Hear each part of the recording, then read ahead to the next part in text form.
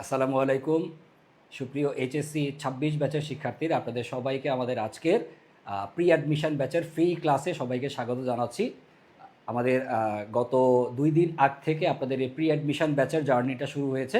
Pre admission ব্যাচটা হচ্ছে মূলত বিশ্ববিদ্যালয় ভর্তি প্রস্তুতিতে যাতে আপনি নিজের প্রস্তুতিটা সামনে এগিয়ে রাখতে পারেন। যেহেতু বিশ্ববিদ্যালয়গুলোতে কমার্সের শিক্ষার্থীদের জন্য যথেষ্ট পরিমাণে আসনের স্বল্পতা রয়েছে, অর্থাৎ যে পরিমাণ স্টুডেন্ট ইন্টারমিডিয়েট পাশ করে বিশ্ববিদ্যালয়ের ভর্তি পরীক্ষা দিতে যায় সেই অনুপাতে আসন সংখ্যার পরিমাণটা খুবই কম।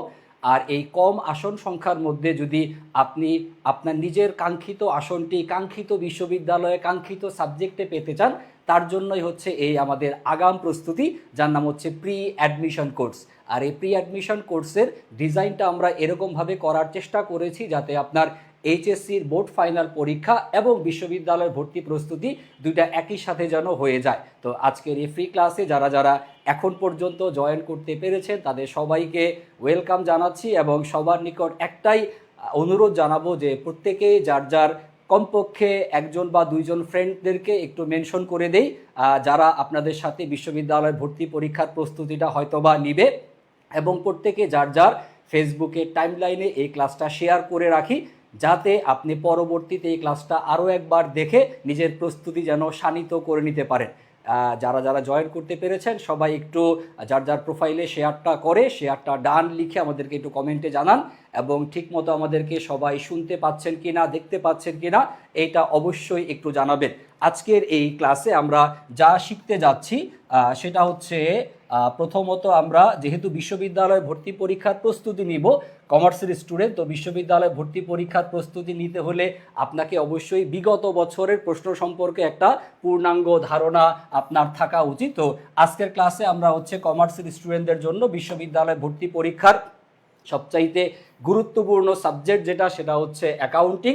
আর এই অ্যাকাউন্টিং সাবজেক্টের ঢাকা বিশ্ববিদ্যালয়ের ভর্তি পরীক্ষায় আসা এমসিকিউ এবং হচ্ছে রিটেন এই বছরের পরীক্ষার্থী যারা তাদের জন্য গত বছর 2025-26 সেশনের যে ভর্তি পরীক্ষাটা অনুষ্ঠিত হয়ে গেল সেই ভর্তি পরীক্ষার অ্যাকাউন্টিং অংশের কোয়েশ্চনটা আমরা হচ্ছে আজকের ক্লাসে আপনাদের সামনে একটু ব্যাখ্যা দেওয়ার চেষ্টা করব, আমরা বুঝার চেষ্টা করব সবাই মিলে যে আসলে আমরা ইন্টারমিডিয়েট পর্যন্ত যে প্রস্তুতিটা নিয়েছি সেই প্রস্তুতিটা আমাদের বিশ্ববিদ্যালয় ভর্তি পরীক্ষার জন্য কতটুকু কাজে লাগবে, এবং তার পাশাপাশি আমরা আরেকটু জানার চেষ্টা করব যে আসলেই আমাদের কোথাও কোনো দুর্বলতা আছে কি না, জানার ঘাটতি আছে কি না, এবং যদি জানার ঘাটতি থেকে থাকে, প্রস্তুতির ঘাটতি থেকে থাকে, সেগুলো আমরা কিভাবে সমাধান করতে পারি অল্প সময়ের মধ্যে, সেই বিষয়গুলো আমরা সবাই মিলে সমাধান করে নেওয়ার চেষ্টা করব। আসলে বিশ্ববিদ্যালয় ভর্তি পরীক্ষার যে প্রস্তুতি এইটার জন্য আপনার সবচাইতে গুরুত্বপূর্ণ যেই উপাদানটা সেটা হচ্ছে আসলে আপনি কতটুকু নিজে মন থেকে চান ঢাকা বিশ্ববিদ্যালয় বা অন্যান্য পাবলিক বিশ্ববিদ্যালয়ে ভর্তি হতে। আপনার মনের সংকল্প, দৃঢ় ইচ্ছা শক্তি আপনাকে আপনার কাঙ্ক্ষিত বিশ্ববিদ্যালয়ে নিয়ে যাবে।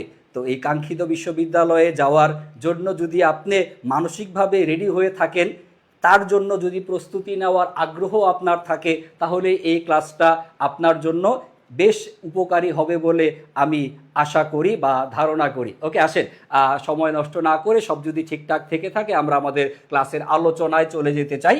আর আজকের ক্লাসে আমরা হচ্ছে আমাদের অ্যাকাউন্টিংয়ের কোয়েশ্চনগুলো অ্যানালাইসিস করার পাশাপাশি আমরা হচ্ছে আমাদের অ্যাকাউন্টিংয়ের জন্য কি পড়তে হবে টোটাল সিলেবাসটা, বিশ্ববিদ্যালয় ভর্তি পরীক্ষার পূর্ণাঙ্গ সিলেবাসটা আমরা আপনাদের সামনে ইনশাল্লাহ দেখানোর চেষ্টা করব। তো আসেন কথা না বাড়িয়ে, যেহেতু একদম সময়টা খুবই সংক্ষিপ্ত, আমাদের হচ্ছে ইফতারি শেষ করেই হচ্ছে এই ক্লাসগুলো নেওয়া, যেহেতু অন্য অন্য সময় আপনাদের যারা এইচএসসি 26 ব্যাচ তাদের অনেকেরই হয়তোবা টেস্ট পরীক্ষার পরবর্তীতে কলেজ অনেকের খোলা বা অনেকের কলেজ হয়তোবা বন্ধ।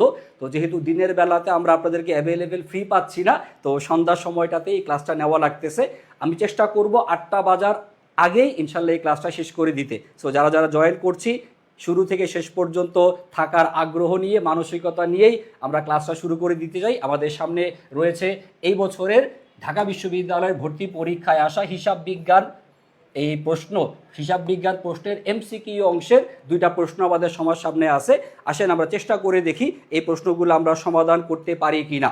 যারা যারা ক্লাসে জয়েন করেছেন একটু চেষ্টা করবেন, দেখেন এই টপিকগুলোর সাথে আপনারা পরিচিত কিনা বা এই প্রত্যেকটা কোয়েশ্চেনের অ্যান্সার কী রকমের হবে সেটা আমরা কমেন্টে লিখতে পারি কিনা একটু চেষ্টা করি। সবাই চেষ্টা করব কমেন্টে উত্তর দেওয়ার জন্য। ওকে, শুরুতেই যে প্রশ্নটা আমি সবার আগে জানাইতে চাই যে এটা আসলে কোন টপিকের প্রশ্ন।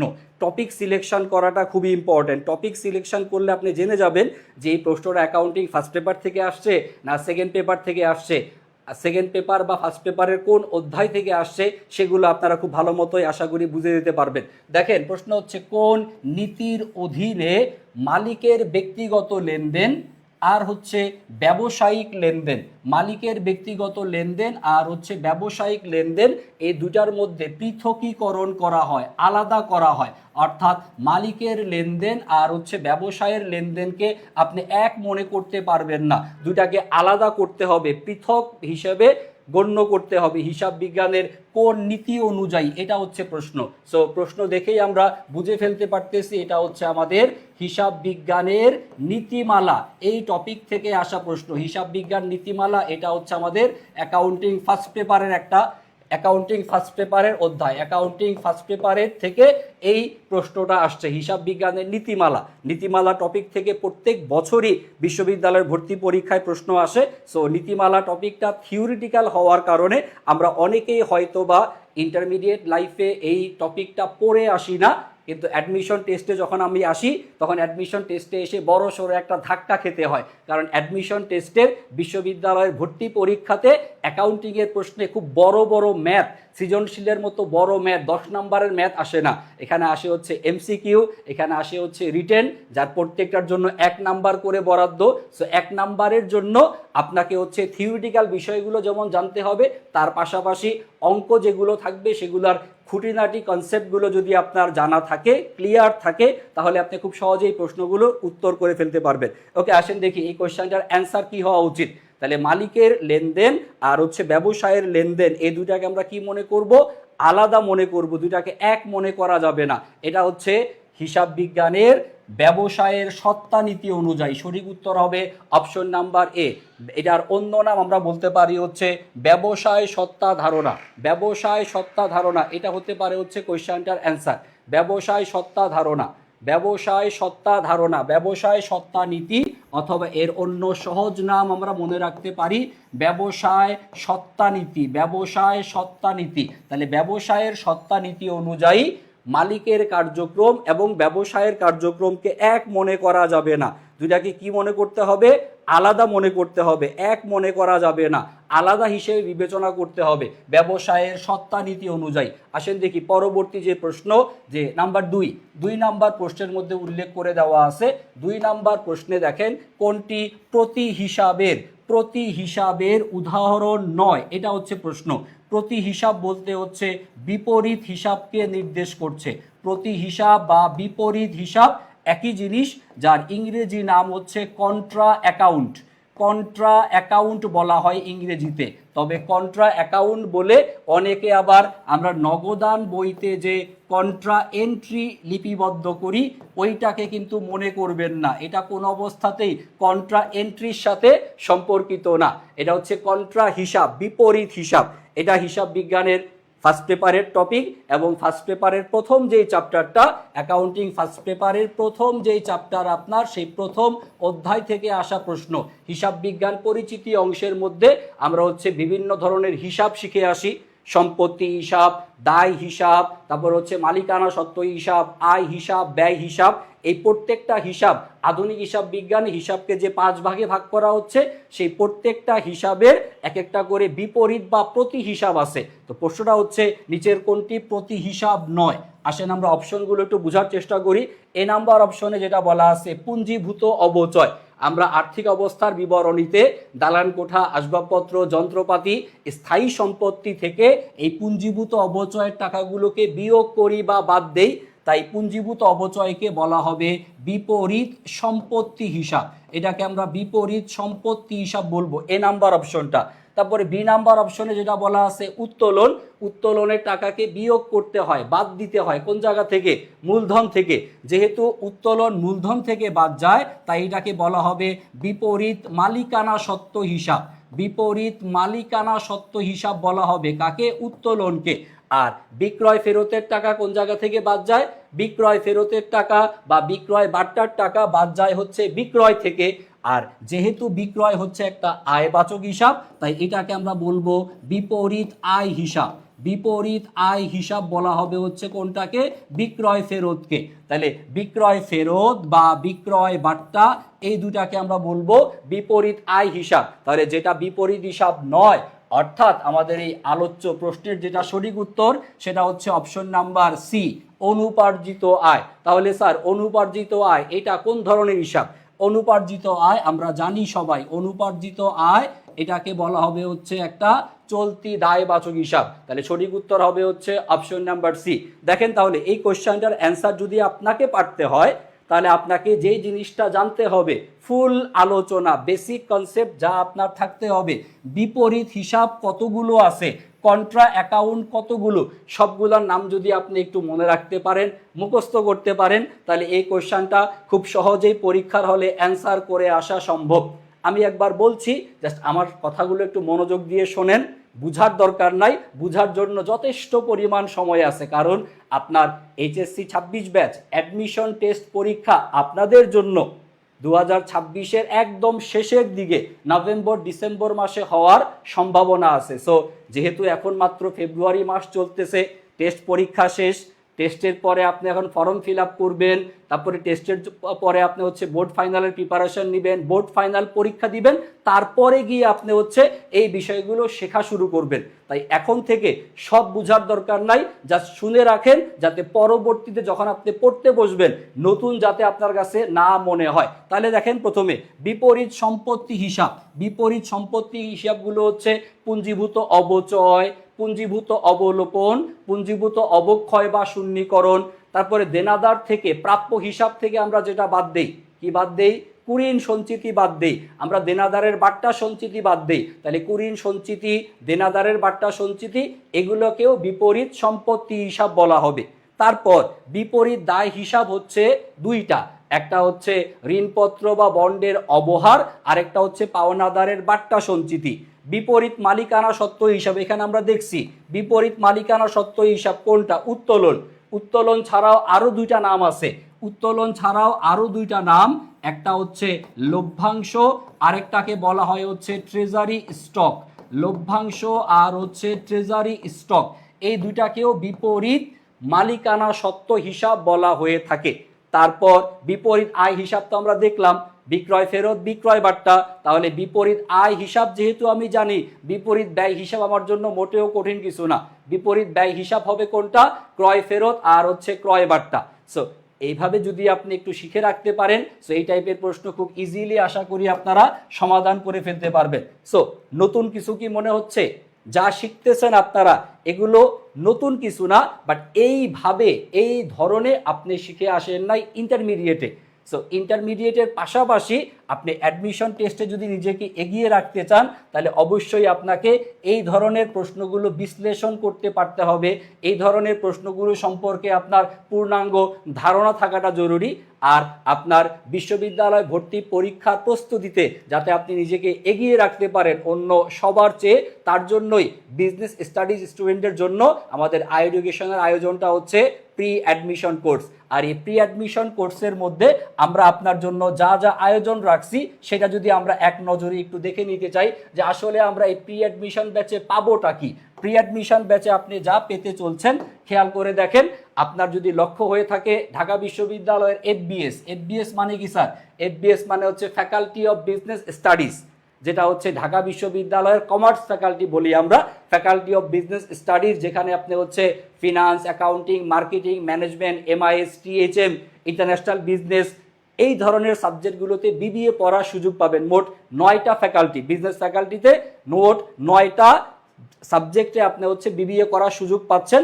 আর এর জন্য আপনার যেটা প্রয়োজন হবে সেটা হচ্ছে আমাদের এডুকেশনের টার্গেট ডিইউ আইসিইউ ব্যাচ। আর এই আইসিইউ ব্যাচের ক্লাসগুলো হবে কিন্তু ইন্টারমিডিয়েট পরীক্ষার পরে। তাহলে এখন আপাতত এই যে প্রি অ্যাডমিশন ব্যাচটা আমরা লঞ্চ করলাম, এই জায়গাতে আমরা আপনাকে যেই যেই বিষয়গুলো পড়াবো সেটা হচ্ছে আপনার এইচএসসির বোর্ড পরীক্ষার সাথে যেই যেই টপিকগুলোর মিল আছে প্রত্যেকটা সাবজেক্টে, বাংলা, ইংরেজি, অ্যাকাউন্টিং, ম্যানেজমেন্ট, মার্কেটিং, ফিনান্স, এই সাবজেক্টগুলোই তো আপনি ইন্টারমিডিয়েটে পড়ছেন। আর এই সাবজেক্টগুলোর উপরে আপনার বিশ্ববিদ্যালয়ে ভর্তি পরীক্ষা হবে। ঢাকা বিশ্ববিদ্যালয়ে একমাত্র এমসিকিউর পাশাপাশি লিখিত পরীক্ষা আসে। আর ঢাকা বিশ্ববিদ্যালয় বাদে অন্যান্য যেই বিশ্ববিদ্যালয়গুলো আছে, জগন্নাথ, জাহাঙ্গীরনগর, চট্টগ্রাম, রাজশাহী বা গুচ্ছভুক্ত বিশ্ববিদ্যালয়, কুমিল্লা বিশ্ববিদ্যালয়, এই বিশ্ববিদ্যালয়গুলোর জন্য আপনার শুধু এমসিকিউর প্রস্তুতি এবং রিটেনের প্রস্তুতি আলাদা না, একই প্রস্তুতিতে আপনার এমসিকিউ এবং রিটেন উভয়টাই হয়ে যাবে। সো আমরা প্রি অ্যাডমিশন ব্যাচে আপনার জন্য বাংলা, ইংরেজি এই দুটাতে আপনাকে 10টা করে লাইভ ক্লাসের আয়োজন রাখছি। তার পাশাপাশি আরও থাকবে আমাদের যে গ্রুপ সাবজেক্টগুলো, বিশেষ করে অ্যাকাউন্টিং সাবজেক্ট, এই জায়গাতে ক্লাস থাকবে হচ্ছে 8টা। অন্যান্য যে বিষয়গুলো ম্যানেজমেন্ট, মার্কেটিং বা ফিনান্স, এগুলোতে থাকবে হচ্ছে 5টা করে ক্লাস। অ্যাকাউন্টিংয়ে ক্লাস একটু বেশি, কারণ এখানে যেহেতু ম্যাথ আছে।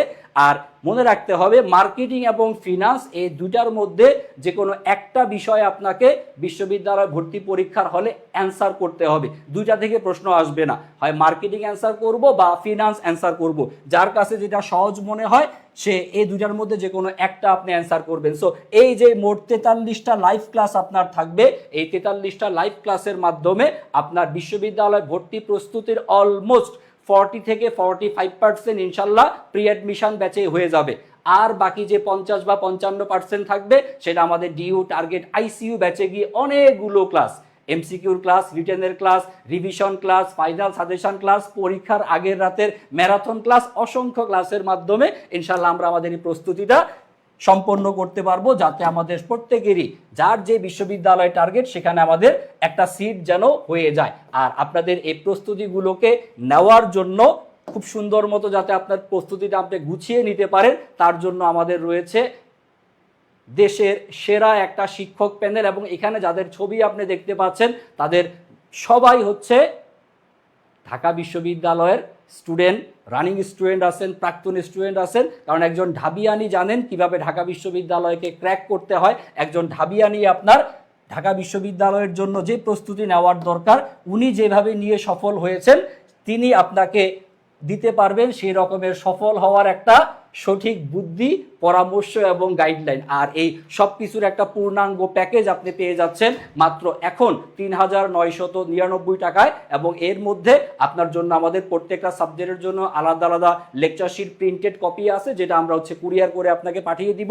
আর আপনি হচ্ছে এই ঢাকা বিশ্ববিদ্যালয়ের কোর্সের সাথে অন্যান্য যে বিশ্ববিদ্যালয়ের কোর্সগুলো আছে সেগুলো যেমন পেয়ে যাবেন, আর বিগত বছরের যে ফাউন্ডেশনের কোর্সগুলো ছিল সেগুলোর আপনি রেকর্ড ভার্সনটাও পেয়ে যাবেন। সো যদি আপনার চিন্তা ভাবনা হয়ে থাকে যে না, নিজেকে আমি অন্যদের চাইতে অবশ্যই এগিয়ে রাখতে চাই, তাহলে এখানে যে স্ক্রিনে যে নাম, ফোন নাম্বারগুলো দেওয়া আছে, ফেসবুকের যে পেজ দেওয়া আছে, যোগাযোগ করেন আর নিজের বিশ্ববিদ্যালয় ভর্তি প্রস্তুতিকে এখন থেকে ইনশাল্লাহ শুরু করে দেওয়ার চেষ্টা করেন। আসেন আমরা আমাদের আজকের আলোচ্য বিষয় অনুযায়ী পরবর্তী আরেকটা কোশ্চেন আমরা সমাধান করতে চাই। খেয়াল করেন কোশ্চেন নাম্বার 3, ঢাকা বিশ্ববিদ্যালয়ের ভর্তি পরীক্ষায় আসা এই বছরের প্রশ্ন।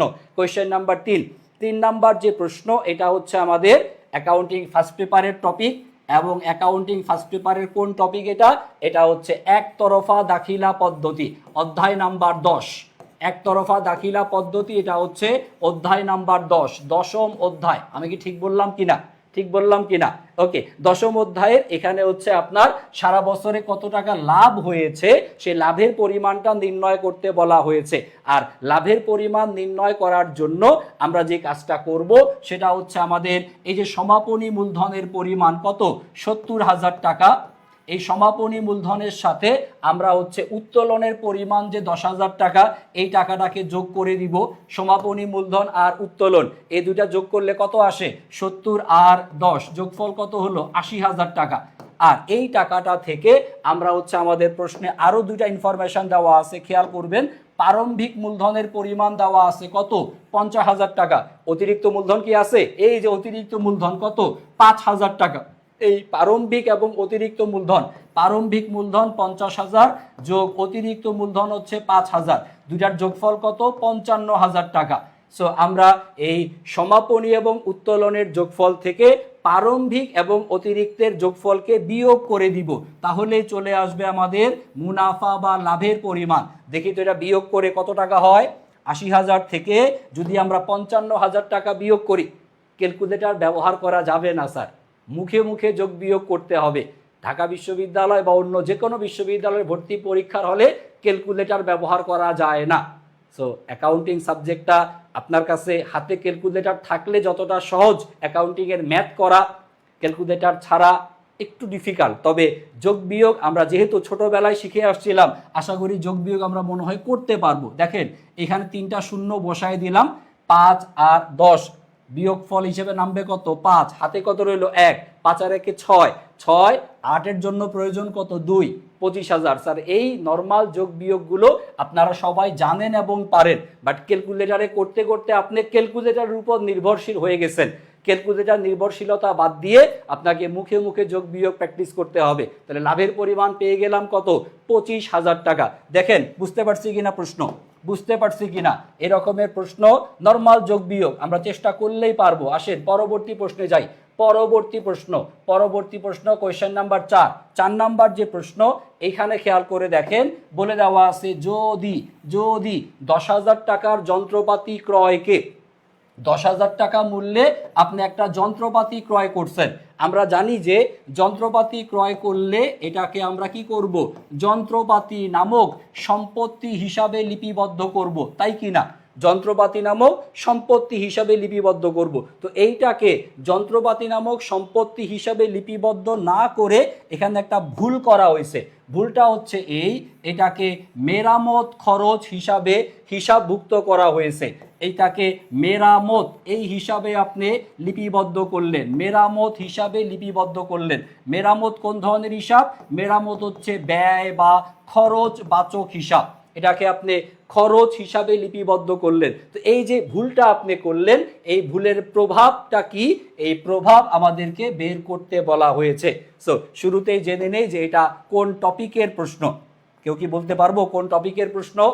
এটা হচ্ছে ভুল সংশোধনী দাখিলা, এই জায়গা থেকে আসা প্রশ্ন। ভুল সংশোধনী দাখিলা, ভুল সংশোধনী দাখিলা কোথায় পাবেন আপনি? অ্যাকাউন্টিং ফার্স্ট পেপারের টপিক।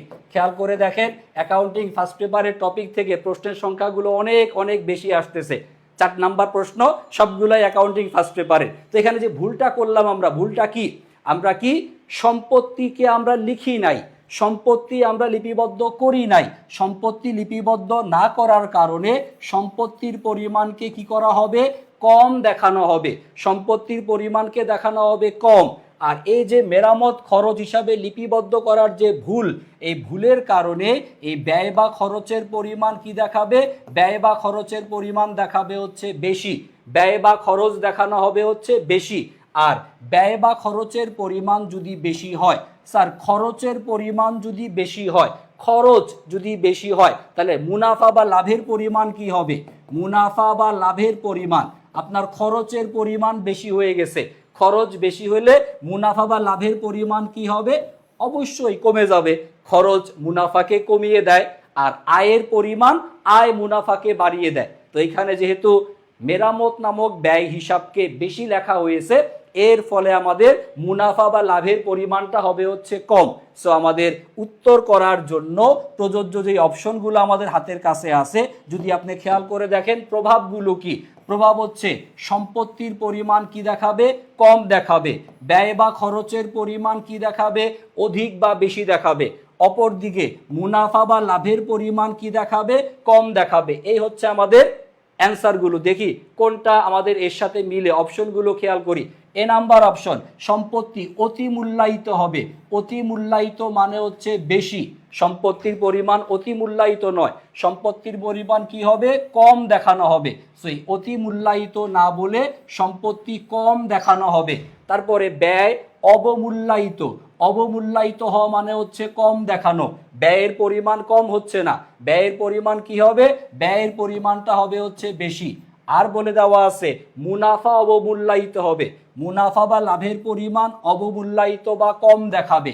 অবমূল্যায়িত হওয়া মানে হচ্ছে কম দেখানো, তাহলে মুনাফার পরিমাণ কম দেখাবে, এটাই হচ্ছে আমাদের কোশ্চেনের সঠিক উত্তর। আর এখানে বলছে দায় অবমূল্যায়িত হবে, স্যার এখানে দায় হওয়ার কোনো প্রশ্নই নাই, এখানে বিষয় হচ্ছে হয় সম্পত্তি অথবা ব্যয়, তাহলে সম্পত্তির পরিমাণকে কি দেখাবে, সম্পত্তি দেখাবে কম, ব্যয়ের পরিমাণ দেখাবে বেশি, আর ব্যয় বেশি হওয়ার কারণেই মুনাফার পরিমাণ অবমূল্যায়িত বা কম দেখানো হবে। দেখেন বুঝতে পারছেন কিনা কতটা ডেপথ থেকে বিশ্ববিদ্যালয় ভর্তি পরীক্ষার প্রশ্ন হয়, এইটা ভালো মতো বোঝার জন্য আপনার ভুল সংশোধনী দাখিলাতে প্রত্যেকটা হিসাব লিপিবদ্ধ করা বা লিপিবদ্ধ না করার যে প্রভাব, এগুলো আপনাকে স্পষ্টভাবে ধারণায় রাখতে হবে, ভালো মতো জানতে হবে বিষয়গুলো।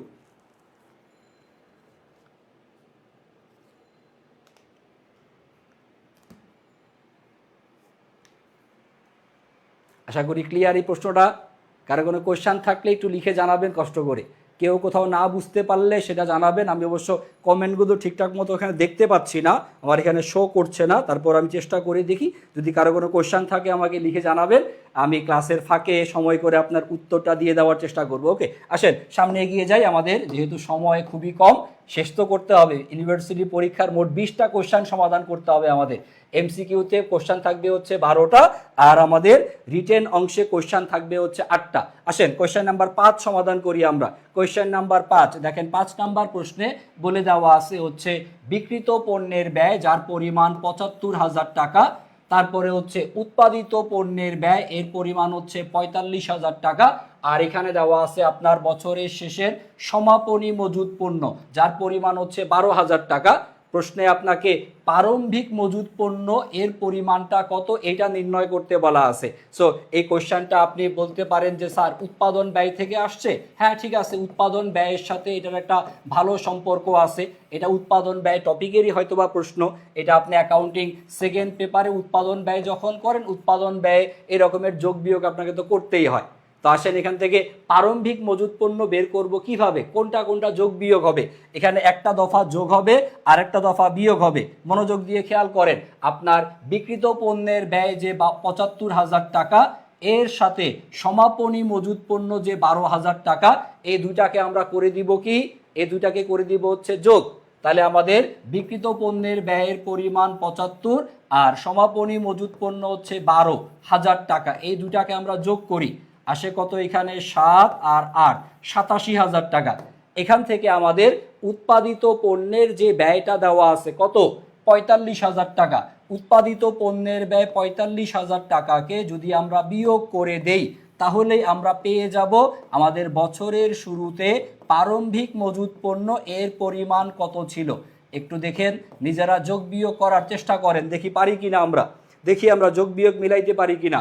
87,000 থেকে 45,000 টাকা বিয়োগ করা লাগবে, বিয়োগ করি কত আসে, 5 7 বের করার জন্য লাগবে কত আমাদের, এখানে বিয়োগফল কত হয়, 45,000 টাকা যদি আমরা বিয়োগ করি এখানে কত আসে, এখানে হচ্ছে 2, আর এখানে লাগবে কত আমার, এখানে লাগবে হচ্ছে 4, অর্থাৎ 42,000 টাকা। তাহলে প্রারম্ভিক মজুদ পণ্য এর পরিমাণ কত হচ্ছে, 42,000 টাকা। সঠিক উত্তর পাবো হচ্ছে আমরা এ নাম্বার অপশনে। দেখেন বুঝতে পারছি কিনা, দেখেন বুঝতে পারছি কিনা, বুঝতে পারছি কিনা প্রশ্ন।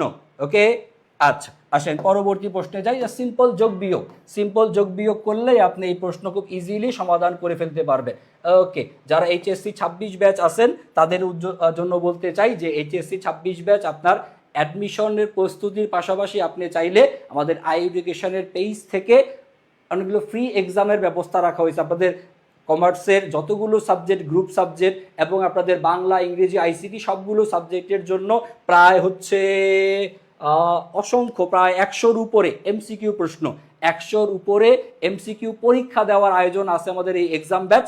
এই এক্সাম ব্যাচের জন্য কোনো টাকা পয়সা লাগবে না, জাস্ট আমাদের আই এডুকেশন পেজে আপনি মেসেজ করে একটা লিঙ্ক শেয়ার করা হবে, আপনি এক্সাম ব্যাচে ভর্তি হয়ে যেতে পারেন, কোনো টাকা পয়সা লাগবে না। প্রত্যেকটা সাবজেক্টের অধ্যায় ভিত্তিক আপনার পরীক্ষা দেওয়ার ব্যবস্থা থাকবে এখানে, এবং আপনার এমসিকিউ অংশে একটা ভালো প্রস্তুতির জন্য আপনি চাইলে আমাদের এই এক্সাম ব্যাচগুলোতে আপনি ফ্রিলি এই পরীক্ষাগুলো দিয়ে নিজের প্রস্তুতিটাকে একটু এগিয়ে রাখতে পারবেন অন্যদের চাইতে। তো এখনই আর দেরি না করে একটু এডুকেশন পেজে মেসেজ করে একটু লিঙ্কটা চেয়ে রাখেন যে আমার এক্সাম ব্যাচে ভর্তি হওয়ার জন্য লিঙ্কটা কি এখানে সায়েন্সের, আর্টসের, কমার্সের সবার জন্য পরীক্ষা দেওয়ার ব্যবস্থা রয়েছে। বিষয়ভিত্তিক, আপনার বিষয়ভিত্তিক পরীক্ষাগুলো আপনি দিয়ে নিতে পারবেন। আসেন 6 নাম্বার কোশ্চেনটা করি। ঢাকা বিশ্ববিদ্যালয়ের পরীক্ষার এই বছরের আসা অ্যাকাউন্টিং প্রশ্নের মধ্যে 6 নাম্বার কোশ্চেনটা একটু জটিল, একটু কঠিন।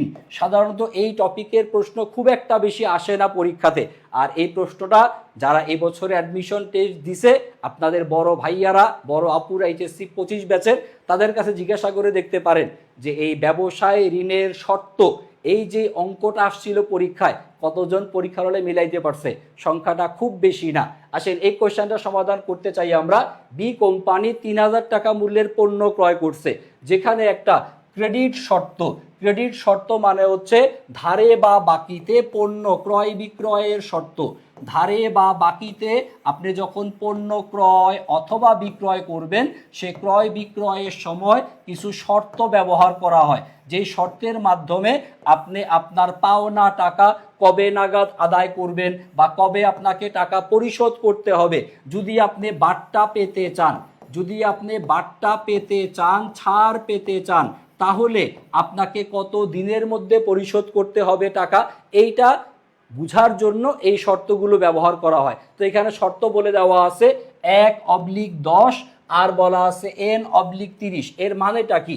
এর মানে হচ্ছে 1/10 আর n/30। এর মানে হচ্ছে আপনাকে, যেহেতু আপনি পণ্য ক্রয় করছেন, পণ্য ক্রয় করলে, ধারে ক্রয় করলে কার সৃষ্টি হবে? পাওনাদার। ধারে বা বাকিতে যখন আপনি পণ্য ক্রয় করেন, আপনার সৃষ্টি হয় পাওনাদার বা প্রদেয় হিসাব। আর এই প্রদেয় হিসাবকে আপনি টাকাটা কি করবেন? পরিশোধ করবেন। তা আপনাকে টাকা পরিশোধ করার সর্বোচ্চ সময়সীমা, টাকা পরিশোধের সময়সীমা, টাকা পরিশোধের সময়সীমা কতদিন দেওয়া আছে? 30 দিন। 30 দিনের মধ্যে টাকা আপনাকে পরিশোধ করতেই হবে। তবে এই 30-এর মধ্যে আপনি যদি প্রথম 10 দিনে টাকা পরিশোধ করেন, 10 দিনে যদি আপনি পরিশোধ করেন, তাহলে আপনি ছাড় পাবেন, বাট্টা পাবেন। আর সেই বাট্টার হারটা বলা আছে কত? বাট্টার হার দেওয়া আছে 1, মানে হচ্ছে 1%। তাহলে 1% বাট্টা পাওয়া যাবে কত দিনের মধ্যে পরিশোধ করলে? 10 দিনের মধ্যে পরিশোধ করলে। 10 দিনের মধ্যে পরিশোধ করলে বাট্টা বাবদ ছাড় পাওয়া যাবে কত? 1%। আর টোটাল সময়সীমা বা দিন হচ্ছে কত? 30 দিন। এই হচ্ছে এই নিয়মটার আলোচনা। আর প্রশ্নে বলা আছে যদি বছর 360 দিনে হয়, বছর 360 দিনে যদি হয়, তাহলে আমাদের এই প্রযোজ্য বার্ষিক সুদের হার কত হবে, বা আমাদের ব্যবসায় ঋণের শর্তের ব্যয় বা খরচ কত হবে, এটা নির্ণয় করতে হবে। আর এই প্রশ্ন সমাধান আমি বোর্ডে লিখে করে দিচ্ছি, একটু খেয়াল করেন মনোযোগ দিয়ে। এটা যারা হচ্ছে ফিনান্স পড়ছেন, ফিনান্সের ফার্স্ট পেপারেও কিন্তু ফিনান্স ফার্স্ট পেপারের একটা অধ্যায়ে এই চ্যাপ্টারটা বা এই টপিকটা সম্পর্কে আলোচনা আছে। ফিনান্স ফার্স্ট পেপারের সম্ভবত অধ্যায় নাম্বার হচ্ছে 5, স্বল্প ও মধ্যমেয়াদী অর্থায়ন। এই স্বল্প ও মধ্যমেয়াদী অর্থায়ন অধ্যায়ে এই টপিকটা নিয়ে আরও বিস্তারিত আলোচনা দেওয়া আছে। তা সে এই কোশ্চেনের সমাধান হবে এই রকমের। আমরা এখানে প্রথমে উপরে লিখবো হচ্ছে বাট্টার হার। বাট্টার হার দেওয়া আছে কত? 1%, অর্থাৎ 1।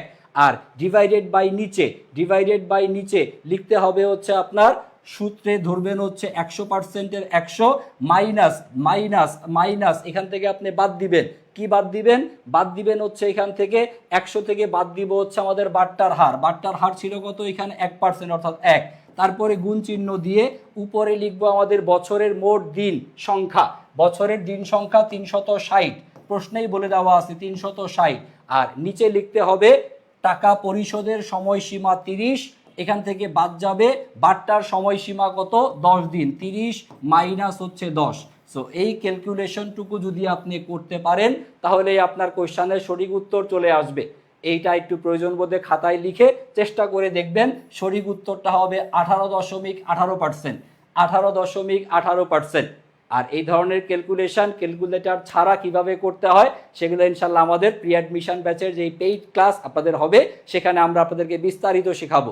সো এই ধরনের প্রশ্ন সমাধানের জন্য, দ্রুত পরীক্ষার হলে পারার জন্য আপনাকে যেমন সূত্র পারতে হবে, বেসিক কনসেপ্ট যেমন জানা থাকা লাগবে, এই যে বেসিক আলোচনা করলাম, তারপরে সূত্র লিখে এর প্রয়োগ দেখালাম, এবং এইটার গাণিতিক সমস্যার ক্যালকুলেশন, দ্রুত ক্যালকুলেশন কিভাবে করতে হয়, এই একটা ভালো প্যাকেজ যদি আপনার জানা থাকে, বেসিক জানি, সূত্র জানি, সূত্রের প্রয়োগ জানি, ক্যালকুলেশনও করতে পারি, তাহলে এই প্রশ্ন পরীক্ষার হলে মিলাই দিয়ে আসতে পারবো। এতগুলো জিনিস একবারে পরীক্ষার হলে সবাই ভালো মতো মেকআপ করতে পারে না। কেউ হয়তো বা ক্যালকুলেশন ভালো জানে, সূত্র মুখস্থ নাই, কেউ সূত্র ভালো জানে, বেসিক কনসেপ্ট ক্লিয়ার না। সো পূর্ণাঙ্গ ধারণা না থাকলে এই টাইপের কোশ্চেন সমাধান করা পরীক্ষার হলে so difficult. So admission test খুব একটা সহজ না। অ্যাডমিশন টেস্ট সহজ না কাদের জন্য? অ্যাডমিশন টেস্ট সহজ না কাদের জন্য? যারা পূর্ণাঙ্গ প্রিপারেশন নিতে পারবেন না, তাদের জন্য অ্যাডমিশন টেস্ট সহজ না। আর যারা এখন থেকেই এই আমাদের সাথে প্রস্তুতিটা বজায় রাখবেন, তাদের জন্য অ্যাডমিশন টেস্ট মনে হবে হাসি তামাশার ব্যাপার, সহজ মনে হবে, কঠিন খুব একটা মনে হবে না ইনশাল্লাহ। তা আসেন বাকি আরও কয়েকটা কোয়েশ্চেন সমাধান করি। কোয়েশ্চেন নাম্বার 7 নাম্বার প্রশ্ন, খেয়াল করে দেখেন। 7 নাম্বার প্রশ্ন, মূল্য বৃদ্ধির সময়কালে, মূল্য বৃদ্ধি মানে হচ্ছে যেটাকে বলা হয় হচ্ছে মুদ্রাস্ফীতি, যার ইংরেজি নাম হচ্ছে ইনফ্লেশন। যখন দেশে মুদ্রাস্ফীতি হয় তখন বাজারে পণ্যদ্রব্যের দাম ক্রমান্বয়ে বৃদ্ধি পেতে থাকে। যেমন এখন রমজান মাস, লেবু কিনছেন কেউ এর মধ্যে? এক হালি লেবুর দাম 360 টাকা পর্যন্ত হয়ে গেছিল, এখন অবশ্য একটু কমছে। তাহলে আমাদের বাংলাদেশে পরিস্থিতিটা হচ্ছে মুদ্রাস্ফীতি। তো যখন মুদ্রাস্ফীতি হয় তখন বাজারে ক্রমান্বয়ে পণ্যদ্রব্যের দাম বৃদ্ধি পেতে থাকে। আর এই দাম বৃদ্ধির যখন পরিস্থিতি, তখন মজুদ পণ্য মূল্যায়নের কোন পদ্ধতি সর্বনিম্ন আয়কর ব্যয় সৃষ্টি করবে? এটা হচ্ছে প্রশ্ন।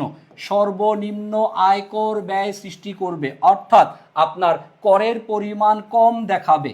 সর্বনিম্ন মানে হচ্ছে কম দেখানো, তাহলে করের পরিমাণ কম দেখাবে কোন পদ্ধতি? এইটা হচ্ছে প্রশ্ন। করের পরিমাণ কম দেখাবে কোন পদ্ধতি? তো তার আগে জেনে নেই এটা কোন অধ্যায়ের প্রশ্ন। এটা অ্যাকাউন্টিং সেকেন্ড পেপার থেকে আসা। অ্যাকাউন্টিং সেকেন্ড পেপার, অধ্যায় নাম্বার 8, অষ্টম অধ্যায়। অষ্টম অধ্যায়ের নাম কি? মজুদ পণ্যের হিসাব রক্ষণ পদ্ধতি, যেখানে আপনি মাল খতিয়ান, লিফো, ফিফো, ভারযুক্ত গড় পদ্ধতি, এই অঙ্কগুলো করে আসেন। এই অধ্যায় থেকে আসা থিওরিটিক্যাল প্রশ্ন। যখন মুদ্রাস্ফীতি হয় তখন আমরা মজুদ পণ্য মূল্যায়নের জন্য যে পদ্ধতি অনুসরণ করি সেটাকে বলা হয় লিফো পদ্ধতি। LIFO, LIFO, last in first out, শেষে আসলে আগে যায়, এই পদ্ধতি। আর এই পদ্ধতি ব্যবহার করলে, লিফো পদ্ধতি যদি আপনি ব্যবহার করেন, লিফো পদ্ধতি ব্যবহার করলে যে ফলাফলটা হয় সেটা লিখে দিচ্ছি আমি, মনোযোগ দিয়ে একটু খেয়াল করতে পারেন। এই লিফো পদ্ধতি ব্যবহার করলে বিক্রিত পণ্যের ব্যয়কে দেখাবে হচ্ছে বেশি, বিক্রিত পণ্যের ব্যয় দেখাবে হচ্ছে বেশি। তার পরবর্তীতে ব্যয়ের পরিমাণ যদি বেশি হয় তাহলে আমাদের মুনাফা বা লাভের পরিমাণ, ব্যয়ের পরিমাণ বেশি হলে মুনাফা বা লাভের পরিমাণ কম হবে। আর মুনাফা বা লাভের পরিমাণ কম হলেই আপনার হচ্ছে ব্যবসায়ীকে যে কর দিতে হয়, আয়কর দিতে হয়, সেই করের পরিমাণটা হবে হচ্ছে কম। তাহলে মুনাফার পরিমাণ কম, লাভের পরিমাণ কম হলে, লাভের পরিমাণ কম হলেই করের পরিমাণ কম হবে। তাহলে লাভের পরিমাণ কম হবে কখন? যখন আপনার ব্যয়ের পরিমাণ বেশি দেখাবে। একটু বুঝতে হবে, কনসেপ্টগুলো যদি বুঝেন তাহলে অ্যান্সার করতে পারবেন। তাহলে সহজভাবে মনে রাখতে পারেন, যখনই মুদ্রাস্ফীতি দেওয়া থাকবে তখন অ্যান্সারটা হবে হচ্ছে লিফো। যখন বাজারে পণ্যের দাম বৃদ্ধি পেতে থাকবে তখন অ্যান্সার হবে হচ্ছে লিফো। আরেকটা জিনিস মনে রাখতে পারেন, যদি পণ্যের দাম হ্রাস পায়, পণ্যের দাম যখন হ্রাস পাবে কমে যাবে, পণ্যের দাম যখন হ্রাস পাবে কমে যাবে, তখন পদ্ধতিটার নাম হবে হচ্ছে ফিফো পদ্ধতি। তাহলে যখন বাজারে পণ্যের দাম বাড়বে আমরা ব্যবহার করব লিফো, পণ্যের দাম কমে গেলে তখন ব্যবহার করা হবে হচ্ছে ফিফো। এইভাবে মনে রাখেন। আর এই যে আলোচনাগুলো সেগুলো আস্তে আস্তে ইনশাল্লাহ আপনি শিখে ফেলতেই পারবেন। পরবর্তী প্রশ্নে যাই, কোয়েশ্চেন নাম্বার 8। খুব বেশি সময় আর হয়তো আমাদের নাই, আমরা একটু তাড়াতাড়ি বাকি প্রশ্নগুলো সবাই মিলে আসেন সমাধান করে ফেলি, তাড়াতাড়ি সমাধান করে ফেলি। আমরা হয়তো বা আর 10-12 মিনিট সময় পাবো। দেখেন 8 নাম্বার প্রশ্ন, কোন হিসাবটি কখনোই সমাপন পরবর্তী রেওয়া মিলে প্রদর্শিত হবে না? সমাপন পরবর্তী রেওয়া মিল, যেটা সমাপনী দাখিলার পরে বানানো হয়। জি, সমাপনী দাখিলা, সমন্বয় দাখিলা, সমাপনী দাখিলা অ্যাকাউন্টিং ফার্স্ট পেপারে আমরা পড়ি। অ্যাকাউন্টিং ফার্স্ট পেপারে অ্যাকাউন্টিং ফার্স্ট পেপারে, এই অ্যাকাউন্টিং ফার্স্ট পেপারের এটা হচ্ছে সম্ভবত অধ্যায় নাম্বার কত 4 সম্ভবত।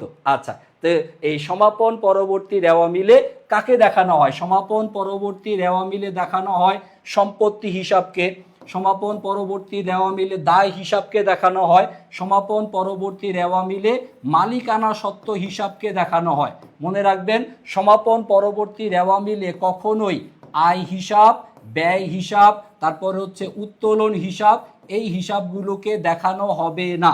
সমাপন পরবর্তী রেওয়া মিলে এই আয়, ব্যয়, উত্তোলন এগুলোকে দেখাবে না। দেখেন তাহলে অ্যান্সারটা কি হওয়া উচিত? প্রদেয় লভ্যাংশ দায়, পুঞ্জীভূত অবচয় বিপরীত সম্পত্তি, অনুপার্জিত আয় হচ্ছে চলতি দায়। তাহলে আমাদের এই প্রশ্নের সঠিক উত্তর হবে আয়কর খরচ। আয়কর খরচ অর্থাৎ এটা ব্যয়কে নির্দেশ করতেছে, আর ব্যয় কখনোই সমাপন পরবর্তী রেওয়া মিলে যাবে না। সমাপন পরবর্তী রেওয়া মিলে যাবে সম্পত্তি, দায় অথবা মালিকানা সত্ত্ব। যেমন এ নাম্বার অপশন প্রদেয় লভ্যাংশ, এটা হচ্ছে দায়বাচক হিসাব। অনুপার্জিত আয়, এটাও দায়বাচক হিসাব। পুঞ্জীভূত অবচয় তো বললাম বিপরীত সম্পত্তি। তাহলে সঠিক উত্তর হবে অপশন নাম্বার সি, আয়কর খরচ, যা সমাপন পরবর্তী রেওয়া মিলে দেখানো হবে না বা সমাপন পরবর্তী রেওয়া মিলে যাবে না।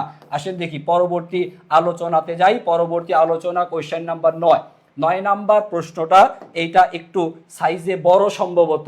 প্রশ্নের সাইজ দেখেই বুঝতে পারতেছেন সাইজ বড়, বাট প্রশ্ন সাইজ বড় হলেও প্রশ্নের সমাধানটা কিন্তু খুব একটা কঠিন না। দেখি তো প্রশ্নের মধ্যে কিসের মান জানতে চাইছে? মোট ব্যয়ের পরিমাণ কত, মোট ব্যয় কত। উৎপাদন ব্যয় থেকে আসা প্রশ্ন অ্যাকাউন্টিং সেকেন্ড পেপারে, অ্যাকাউন্টিং সেকেন্ড পেপারের আমাদের 7ম নাম্বার অধ্যায়, এখান থেকে আসা প্রশ্ন মোট ব্যয়ের পরিমাণ। দেখি একটু দ্রুত অঙ্কটা করে ফেলি। কাঁচামালের পরিমাণ লাগবে প্রথমে, কাঁচামাল 1,50,000 টাকা, কাঁচামাল 1,50,000, এর সাথে যোগ দিব কাঁচামালের পরে প্রত্যক্ষ মজুরি, প্রত্যক্ষ মজুরি 50,000 টাকা। কাঁচামাল আর মজুরি দুইটাকে যোগ করলে আমরা যেটা পাই সেটাকে বলি হচ্ছে আমরা মুখ্য ব্যয়। তাহলে মুখ্য ব্যয়ের পরিমাণ হবে এখানে হচ্ছে টাকা 2 লক্ষ। মুখ্য ব্যয়ের সাথে যোগ দিবেন কাকে? এই যে কারখানা উপরি ব্যয়কে। কত বলা আছে? কারখানা উপরি ব্যয়টা হবে এই প্রত্যক্ষ মজুরি যত টাকা তার 10%। তাহলে প্রত্যক্ষ মজুরির পরিমাণ ছিল 50,000, এই টাকাটার 10% করলে আসবে কিসের পরিমাণ? কারখানা উপরি ব্যয়ের পরিমাণ। 50,000 টাকার 10% করতে হবে। 50,000 টাকার 10% করলে কত হয়? 5,000 টাকা। কারখানা উপরি ব্যয়, কারখানা উপরি ব্যয়ের পরিমাণ যদি আপনি যোগ করেন তাহলে চলে আসবে হচ্ছে উৎপাদন ব্যয়। উৎপাদন ব্যয়ের পরিমাণ 2,05,000। উৎপাদন ব্যয়ের সাথে আমরা যোগ দিব, উৎপাদন ব্যয়ের সাথে যোগ দিব প্রশাসনিক খরচ আর হচ্ছে বিক্রয় খরচ। প্রশাসনিক খরচ আর হচ্ছে বিক্রয় খরচ, এই দুই ক্ষেত্রে দেখেন বলা আছে এটা হবে বিক্রয়ের 5%, এটা হবে বিক্রয়ের 10%। প্রশ্নের মধ্যে দেখেন তো কোথায় বিক্রয় মূল্যের পরিমাণ আছে? প্রশ্নের শুরুতে বিক্রয়ের পরিমাণ দেওয়া আছে 5 লক্ষ টাকা। এই 5 লক্ষ টাকার 5% করলে আপনি পাবেন প্রশাসনিক খরচ। এই 5 লক্ষ টাকার 10% করলে আপনি পেয়ে যাবেন বিক্রয় খরচ। 5% করবেন, 10% করবেন। 5 লক্ষ টাকার 10%-এ হয় কত? 5 লক্ষ টাকার 10% করলে 50,000, আর এই 50,000 টাকা হচ্ছে কত? কোনটা? বিক্রয় খরচ। তাহলে প্রশাসনিক খরচ কত? 5%, 5% হবে কত? 25,000 টাকা। কিভাবে বের করলাম খেয়াল করে দেখেন হিসাবটা। এই যে 5 লক্ষ টাকা, প্রথমে আমরা আসেন 10% বের করা শিখি। 10% কথাটার মানে কি? 10% মানে হচ্ছে 10 ডিভাইডেড বাই 100। পার্সেন্টেজ মানেই হচ্ছে 100, 100 দ্বারা ভাগ। সো 100-এর মধ্যে 2টা শূন্য, এই 2টা শূন্য কেটে দিব আর বাকিটা গুণ করলে হয়ে যাবে। এখানে হচ্ছে 5-এর পরে 3 শূন্য আর এই একটা 4টা শূন্য, তাহলে হচ্ছে কত? 50,000। 10% যখন বের করেন, 10%-এ যদি 50,000 হয় তাহলে 5% 50,000 টাকার অর্ধেক। 50,000 টাকার অর্ধেক করলে আসবে কত? 25,000 টাকা। এইভাবে আপনি ক্যালকুলেশন ধীরে ধীরে শিখে ফেলতে পারবেন। তাহলে 2টা টাকা আমরা যোগ করে দেই। প্রথমটা হচ্ছে 25,000, যেটা 5% প্রশাসনিক খরচ, আর পরেরটা হচ্ছে 50,000 বিক্রয় খরচ, যেটা হচ্ছে 10%। এই কয়টা অ্যামাউন্ট যোগ করলেই প্রশ্নের উত্তর চলে আসতেছে। দেখি আমরা মোট ব্যয় নির্ণয় করে ফেলি। মোট ব্যয় নির্ণয় করে ফেলি, কত হয়? 2,05,000 আর 25, 2,30,000। 2,30,000 আর 50-এ হচ্ছে 2,80,000 টাকা। 2,80,000 আছে। মিলছে। বড় একটা অঙ্ক করলাম, যদি না মিলতো না মিলতো একটু কষ্ট লাগতো। দেখেন এই কষ্টের আনন্দটা এখানে যে উত্তরটা আমি মিলাইতে পারছি কিনা। সো আপনার যদি উৎপাদন ব্যয় হিসাবের পূর্ণাঙ্গ ছক আপনার যদি মুখস্থ থাকে, আশা করি সবাই পারেন উৎপাদন ব্যয়ের পূর্ণাঙ্গ ধারণা থাকলে এই অঙ্ক মোটেও কঠিন কিছু না। উত্তর 2,80,000 টাকা। পারছি কিনা সবাই? ওকে, আসেন পরবর্তী প্রশ্নে যাই। পরবর্তী প্রশ্ন কোশ্চেন নাম্বার 9 করলাম। 10 নাম্বার কোশ্চেনটা হচ্ছে আমাদের সমন্বয় দাখিলা টপিক থেকে আসা। সমন্বয় দাখিলা যদি অনুপার্জিত আয় বাবদ নগদ প্রাপ্তি আমাদের ভুলবশত আয় হিসাবে লিপিবদ্ধ করা হয়, প্রাথমিকভাবে এটাকে আপনি আয় হিসাবে লিপিবদ্ধ করছেন, তাহলে বছরের শেষে যে সমন্বয় জাবেদা, কোন সমন্বয় জাবেদার প্রয়োজন হবে? যেহেতু আপনি প্রথমে আয় হিসাবে লিপিবদ্ধ করে ফেলেছেন, সমন্বয়ের মাধ্যমে আয়ের পরিমাণকে হ্রাস করবেন, তাই আয় হিসাবটা হবে হচ্ছে ডেবিট। আয়ের পরিমাণ হ্রাস, তাই আয় হিসাব ডেবিট।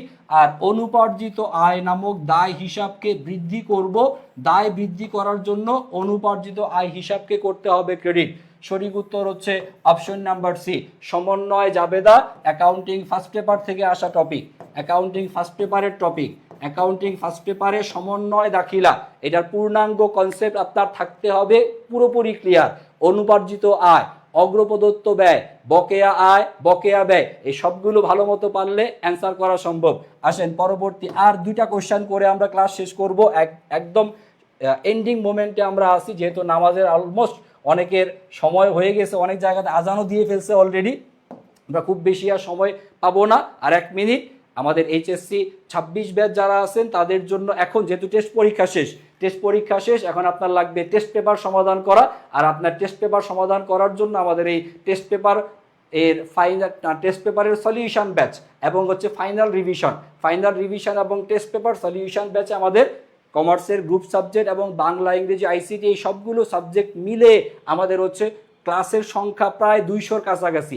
আর এই 200টা লাইভ ক্লাসে আমরা বিগত বছরের বোর্ড পরীক্ষার সৃজনশীল প্রশ্ন, এমসিকিউ প্রশ্ন যেমন সমাধান করব, তার পাশাপাশি আমরা হচ্ছে আপনাদের যদি কোনো বেসিক কনসেপ্টে কারো ঝামেলা থাকে সেগুলো ক্লাসে সমাধান করাই দিব ইনশাল্লাহ। পাশাপাশি বিগত বছরের বোর্ড পরীক্ষার ধারণা অনুযায়ী গুরুত্বপূর্ণ সাজেশনও আমরা ইনশাল্লাহ ক্লাসে আপনাদেরকে দিব, যাতে আপনাদের বোর্ড ফাইনাল পরীক্ষাটা দুর্দান্ত ভালো যাতে হয়। খুব বেশি না, মাত্র 999 টাকাতে সবগুলো সাবজেক্টের আপনি কোর্সটা করার সুযোগ পাচ্ছেন। সো অনেকগুলো কোর্সের আয়োজন আমাদের আছে এইচএসসি 26 ব্যাচের জন্য।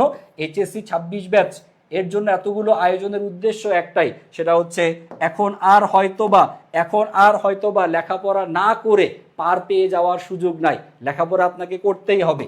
গত বছর থেকে আপনারা খেয়াল করছেন এইচএসসি 25 ব্যাচে জিপিএ কিন্তু অনেক কমে আসছে।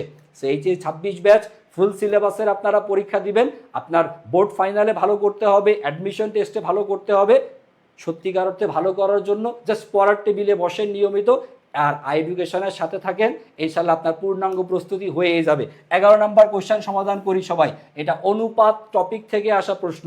দেখেন অনুপাত টপিকের মধ্যে মজুদ ঘূর্ণন অনুপাত দ্বারা আমরা হচ্ছে মজুদ আবর্তন অনুপাতকে বুঝাই। আর মজুদ আবর্তন অনুপাত বের করার জন্য যে সূত্র, সেটা হচ্ছে এই বিক্রিত পণ্যের ব্যয়, এইটাকে আমরা ভাগ করি, বিক্রিত পণ্যের ব্যয় এটাকে ভাগ করব যেটা দ্বারা, সেটার নাম হচ্ছে গড় মজুদ।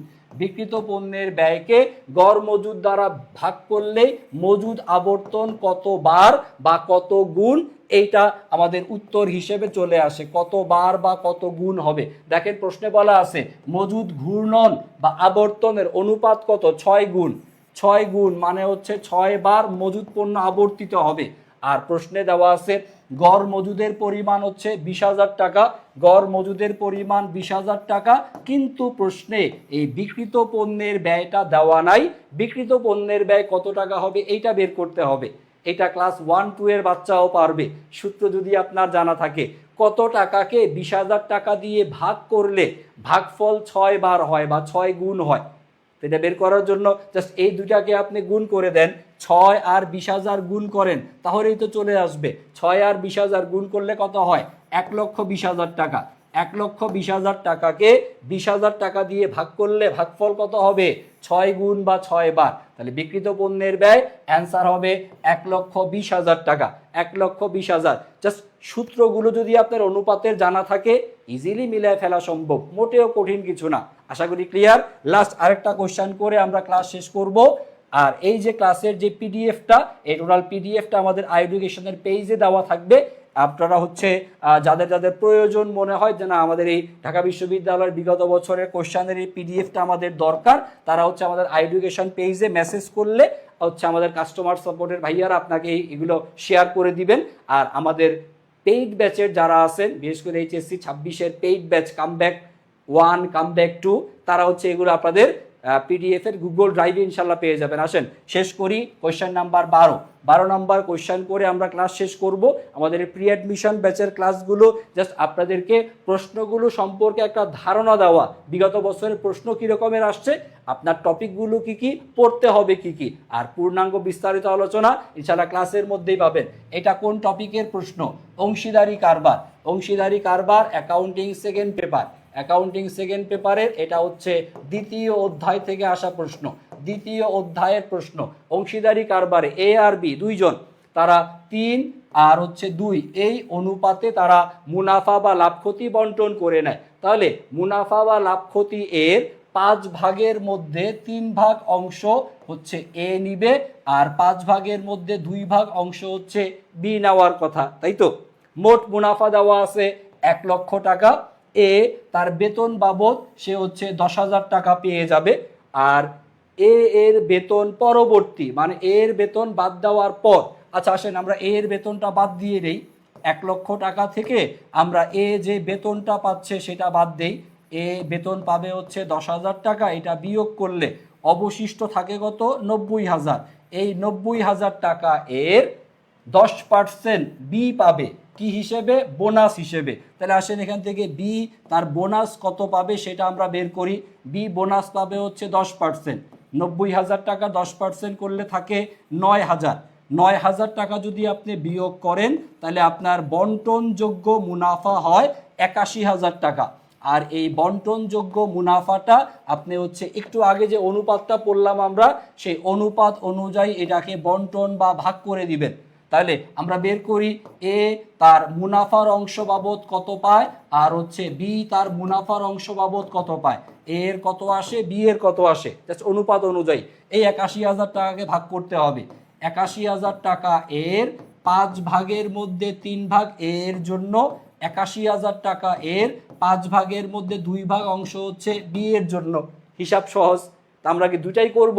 না, দেখব পরীক্ষাতে কার টাকা বের করতে বলছে। প্রশ্নে দেখেন বের করতে বলা হয়েছে যে এ এর মোট আয় কত হবে, এ কত কত টাকা পাচ্ছে। এ প্রথমে বেতন বাবদ পেয়েছে কত? 10,000 টাকা। তারপরে এ তার মুনাফার অংশ বাবদ কত পায়, এটা বের করে যোগ করলেই উত্তর মিলে যাবে। তো 81,000 টাকাকে 5 দ্বারা ভাগ করব আর হচ্ছে 3 দ্বারা গুণ করব। 81,000 টাকাকে আমরা যদি 5 দ্বারা ভাগ করি তাহলে ভাগফলটা হবে 16,200, আর 16,200কে 3 দ্বারা গুণ করলে আসবে 48,600 টাকা। 48,600 আর হচ্ছে 10,000, 48,600 টাকা পাচ্ছে সেই মুনাফা বাবদ, আর বেতন পাচ্ছে 10,000 টাকা। 48,600 আর 10,000 টাকার যোগফল উত্তর হবে হচ্ছে 58,600। তাহলে এ তার মুনাফার অংশ এবং বেতন বাবদ মোট মোট পাচ্ছে কত টাকা? 58,600। আশা করি ক্লিয়ার। তাহলে আমাদের অংশীদারি কারবারের লাভ লোকসান আবন্টন হিসাবে আমরা যেটা করি, বন্টনযোগ্য মুনাফাটা বের করি, তারপর হচ্ছে মূলধন হিসাবে গিয়ে আবার হচ্ছে অংশীদাররা কে কতটুকু পাচ্ছে সেগুলো আমরা যোগ করে দেখাই, বা যেগুলো বাদ দেওয়ার সেগুলোকে বাদ দিয়ে দেখাই। সো অংশীদারি কারবার থেকে আসা যে প্রশ্ন, অংশীদারি কারবারের বেসিকটুকু জানা থাকলে ইজিলি সমাধান করা সম্ভব। এই ছিল মোট 12টা এমসিকিউ প্রশ্ন। আজকের ক্লাস আমরা এখানেই শেষ করতেছি। ইনশাল্লাহ পরবর্তী কোনো ক্লাসে আমরা হচ্ছে আমাদের ঢাকা বিশ্ববিদ্যালয়ের ভর্তি পরীক্ষায় আসা হিসাব বিজ্ঞানের রিটেন প্রশ্ন সেটা আমরা একটু সমাধান করে আপনাদেরকে দেখাবো। জাস্ট এক নজরে যদি দেখে নিতে চাই, ঢাকা বিশ্ববিদ্যালয়ের রিটেন প্রশ্ন এবং রিটেনের জন্য আলাদা খাতা দেওয়া হয়, সেই খাতাতে এরকমের বক্স করে দেওয়া থাকে। এই বক্সের মধ্যে এক লাইনে আপনাকে উত্তর লিখতে হবে। বড় বড় কোনো অঙ্ক যদি আসে পরীক্ষাতে, আপনি অঙ্কটা রাফ অংশে করে শুধু উত্তরটা লিখবেন। যেমন 1 নাম্বার, সম্পত্তি অবসায়ন মূল্যে দেখানো হয় না, চলমান প্রতিষ্ঠান ধারণা অনুযায়ী বিক্রয় ফেরত, এটা হচ্ছে বিপরীত আয় হিসাব। শুধু আপনি উত্তরটুকু লিখবেন, পরীক্ষার হলে শুধু উত্তরটা লিখবেন। তারপরে দেখেন কোয়েশ্চেন নাম্বার 3, 4, 5, 6, 7, 8, 7 নাম্বার প্রশ্ন এটা ক্রমহ্রাসমান জের পদ্ধতির, আর 8 নাম্বার যে প্রশ্ন এটা হচ্ছে আমাদের সমচ্ছেদ বিন্দু ব্যবস্থাপনা হিসাব বিজ্ঞান পরিচিতি টপিক থেকে আসা। মোট 8টা রিটেন প্রশ্ন 8 নাম্বারের জন্য। আজকে সময়ের অভাবে আলোচনা করতে পারলাম না, ইনশাল্লাহ পরবর্তী কোনো ক্লাসে আপনাদের সাথে আবার দেখা হবে, সেখানে আমরা বিস্তারিত জানবো। আর অ্যাকাউন্টিংয়ের বলছিলাম সিলেবাস দেখাবো, অ্যাকাউন্টিং ফার্স্ট পেপার এবং সেকেন্ড পেপারের জন্য আপনার প্রত্যেকটা কোন কোন অধ্যায়গুলো থেকে কোন কোন জায়গাগুলো পড়তে হবে আমি টোটালটা এই জায়গাতে পিডিএফের মধ্যে লিখে দিছি। পিডিএফের মধ্যে যে সিলেবাসটা দেওয়া আছে এই সিলেবাসটা ফলো করে আপনাকে অ্যাডমিশন টেস্টের একটা পূর্ণাঙ্গ প্রিপারেশন নিতে হবে। সো আজকের ক্লাসে আমরা শুধু বিগত বছরের প্রশ্ন সম্পর্কে একটা ধারণা নিলাম। ইনশাল্লাহ পরবর্তী ক্লাসে রিটেন আলোচনার পাশাপাশি স্পেসিফিক কোনো একটা টপিক বিস্তারিত আমরা শিখব। আর এই প্রস্তুতি ঢাকা বিশ্ববিদ্যালয় সহকারে জগন্নাথ, জাহাঙ্গীরনগর, চট্টগ্রাম, রাজশাহী এবং গুচ্ছভুক্ত বিশ্ববিদ্যালয়ের জন্য একটা পুরো প্রস্তুতি এর মধ্যে ইনশাল্লাহ আপনাদের হয়ে যাবে। সো প্রি অ্যাডমিশন ব্যাচে যারা ভর্তি হতে ইচ্ছুক বা আগ্রহী, দেরি না করে এখনই এডুকেশন পেজে মেসেজ দিয়ে জানান, এবং পিডিএফ দরকার হইলে সেটাও এডুকেশন পেজে মেসেজ দিয়ে জানাবেন। সবার কাছ থেকে বিদায় নিচ্ছি, এবং আরেকবার মনে করাই দিতে চাই আগামীকাল সন্ধ্যা 7টার সময় আবারও কিন্তু প্রি অ্যাডমিশন ব্যাচের ফ্রি ক্লাস আছে। সবাই আশা করি টাইম মতো ক্লাসে উপস্থিত থাকবেন। ভালো থাকেন, সুস্থ থাকেন, আল্লাহ হাফেজ।